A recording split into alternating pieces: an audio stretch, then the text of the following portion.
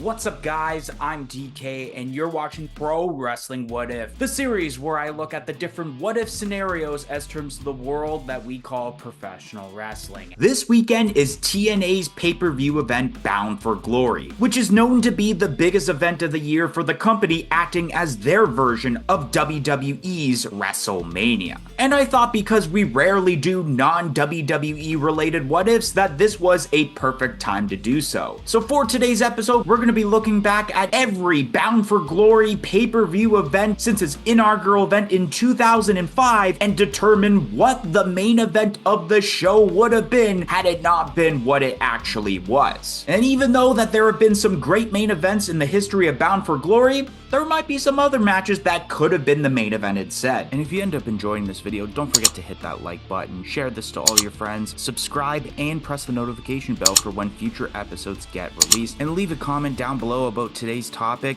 or suggesting a future topic for an episode of Pro Wrestling What If. So starting off with the inaugural event in 2005, the main event was Rhino versus Jeff Jarrett for the NWA World Heavyweight Championship with Tito Ortiz as the special guest referee. But had it not been that match, I think it would have been Christopher Daniels versus AJ Styles in the 30-minute Iron Man match for the TNA X Division Championship. Now, one of the best things about TNA in the early to mid 2000s was their excellent mid-card division known as the X Division. And two guys that were basically the cornerstones of that division were both Christopher Daniels and AJ Styles. So had it not been Jeff Jarrett, who had always constantly hogged the main event scene at around this time, that it would have been likely that a match like this, that probably was the longest match on the card because it was 30 minutes long, to be the main event instead of the world title match. Bound for Glory 2006, the main event was Sting versus Jeff Jarrett in a title versus career match for the NWA World Heavyweight Championship with Kurt Angle as the special guest enforcer, but had it not been that match, I think it would have been Latin American Exchange against AJ Styles and Christopher Daniels in the Six Sides of Steel match for the NWA World Tag Team Championships. Now, I think this would be the main event because of that spectacle of the steel cage match, and not only a steel cage match, but six sides of steel, because of course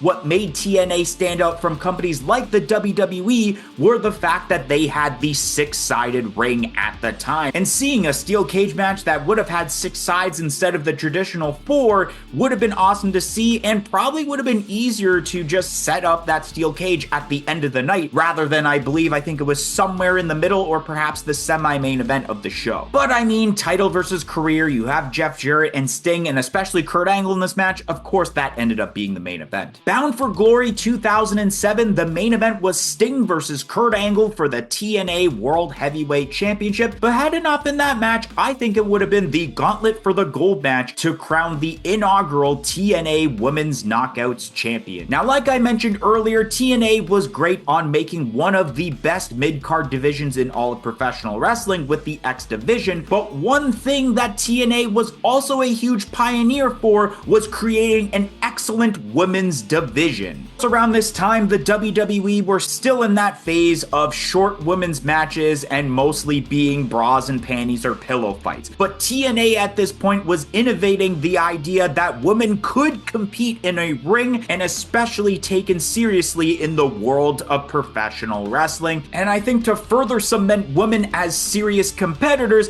that this could have been the main event. Bound for Glory 2008, or also known as Bound for Glory 4, the main event was Sting versus Samoa Joe for the TNA World Heavyweight Championship, but had it not been that match, I think it would have been Jeff Jarrett versus Kurt Angle with Mick Foley as the special guest referee. First off, like I mentioned earlier, Jeff Jarrett around this time was constantly hogging the main event scene, but at the same time, Kurt Angle was the biggest draw in TNA and would have made sense for him to be the main event. And then throwing in a guy like Mick Foley as the special guest enforcer would also add that star power to where this could have been the main event. Bound for Glory 2009, the main event was Sting versus AJ Styles for the TNA World Heavyweight Championship, but had it not been that match, I think it would have been Matt Morgan versus Kurt Angle. One of the biggest things at the time when it came to TNA was the faction that was created known as the Main Event Mafia. And at this particular point, I believe Matt Morgan was trying to work his way into that group, which led to this match between Matt Morgan against Kurt Angle. And I think especially once again, when you have such an amazing professional wrestler like the Olympic gold medalist Kurt Angle, that automatically with Kurt Angle's work rate and at this point being known as Kurt Angle, be considered to be a main event of any show, no matter whether it is Bound for Glory, Slammiversary, or any of the other B-show events. Bound for Glory 2010, the main event was Jeff Hardy, Kurt Angle, and Mr. Anderson in a three-way dance for the vacant TNA World Heavyweight Championship, but had it not been that match, I think it would have been the Lethal Lockdown match between EV 2.0 that had Raven, Rhino, Sabu, Stevie Richards, and Tommy Dreamer against Fortune that had AJ Styles, James Storm, Kazarian, Matt Morgan, and Robert Roode. Now 2010 started to get a little bit wonky for TNA, considering this is where they really signed those big stars like Hulk Hogan, and especially what we ended up seeing after the actual main event was a little bit weird to experiment a Jeff Hardy heel turn. So I think another match that could have sent the crowd home happy because it was going to be a train wreck of a match no matter what was to have that Lethal Lockdown match, which is basically a yearly tradition that always happened at Bound for Glory at this point. Bound for Glory 2011, the main event was Bobby Roode versus Kurt Angle for the TNA World Heavyweight Championship, but had it not been that match, I think it would have been Sting versus Hulk Hogan with Garrett Bischoff as the special guest referee with control over TNA on the line. In 2011, it was the first year of the new concept known as the Bound for Glory series. Basically this type of tournament where depending on how you won, you gained a certain amount of points, and whoever had the most points by the time we got to Bound for Glory got a shot at the TNA World Championship at Bound for Glory. And so everyone had expected for Bobby Roode to actually win this match over Kurt Angle, except the fact that they actually decided to have Kurt Angle over. And Kurt Angle even mentioned on his Kurt Angle Show podcast that he had insisted on Bobby Roode winning the match since Kurt Angle was already working with an injury and needed time off. And instead they had later done an angle where Kurt Angle would drop the title to James Storm, which would lead to a match between James Storm and Bobby Roode, where Bobby Roode had won the title and turned heel in the process. But even though we had a match with Sting and Hulk Hogan, that I think with how the match had ended up turning out with the babyface turn of Hulk Hogan at the end of the match, that this could have been a way to send the crowd home happy. Bound for Glory 2012, the main event was Jeff Hardy versus Austin Aries for the TNA World Heavyweight Championship, but had it not been that match, I think it would have been the tag team match of Bully Ray and Sting against the Aces and Eights, where if the Aces and Eights had won, they had gained full access to the Impact Zone, but if Bully Ray and Sting won, the Aces and Eights would disband. Now, although it was obviously a better match between Jeff Hardy and Austin Aries in this case to be the main event, I think based off of storyline purpose with, of course, the Aces and Eights storyline, that could have been a reason to actually main event the show. Bound for Glory 2013, the main event was AJ Styles versus Bully Ray in a no disqualification match for the TNA World Heavyweight Championship, but had it not been that match, I think it would have been Magnus versus Sting. Now, I think the biggest reason to put this as the main event is considering that you have a guy like Sting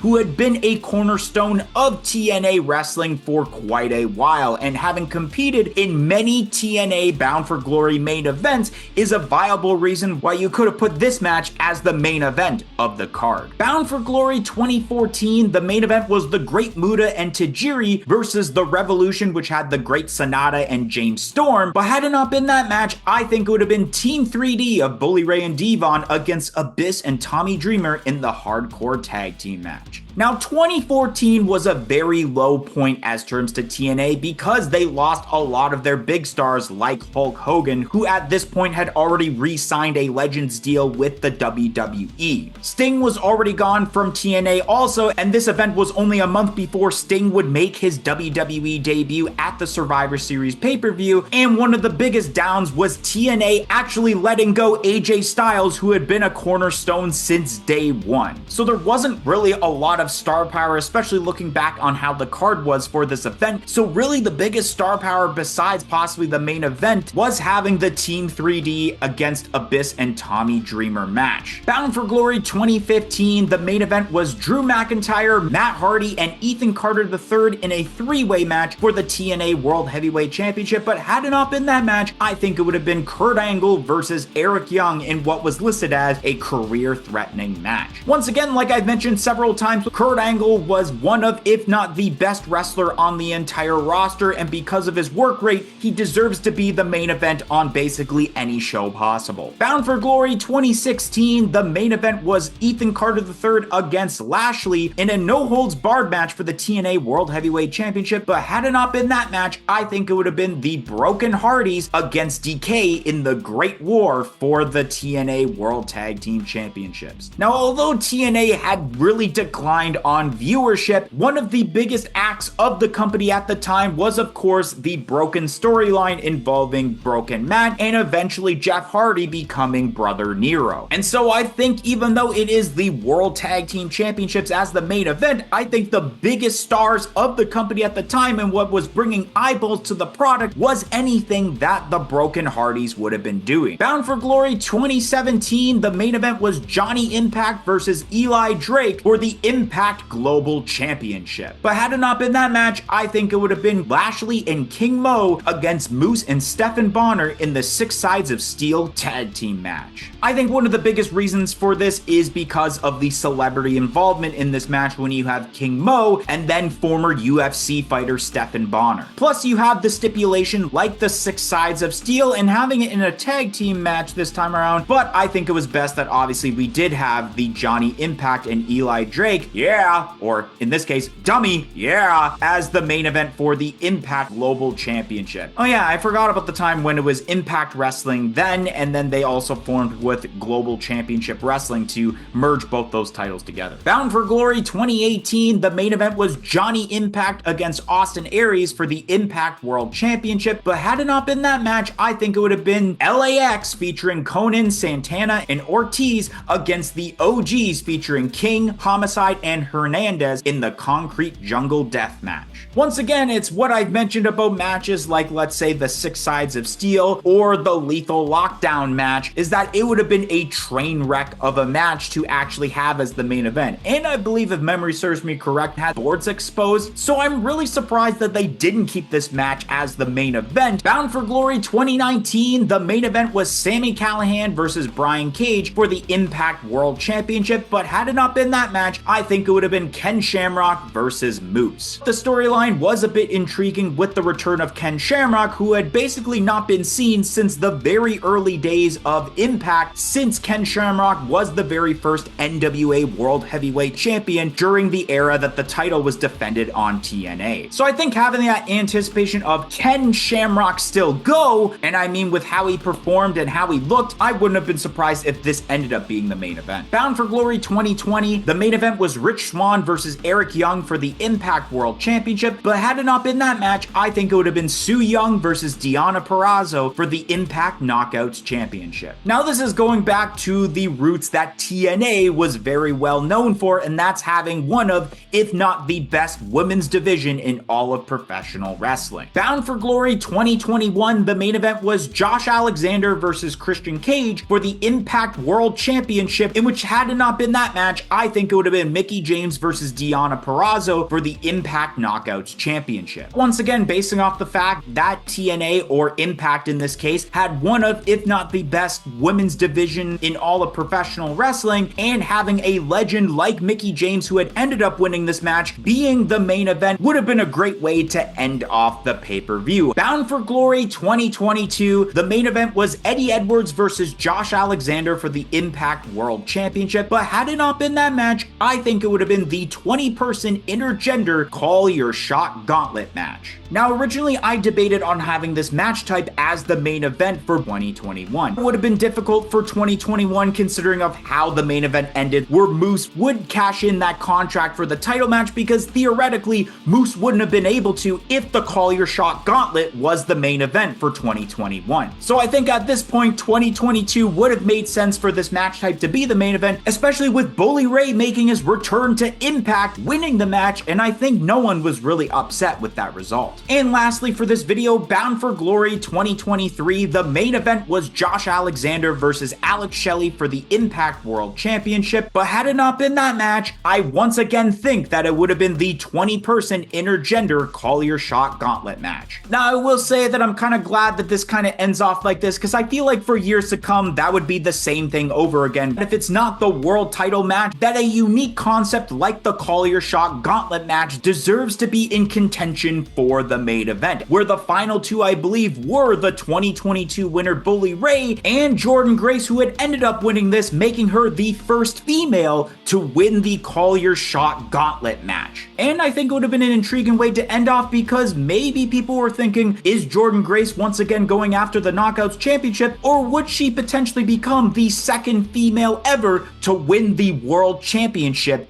in Impact, or now I can say once again, TNA Wrestling?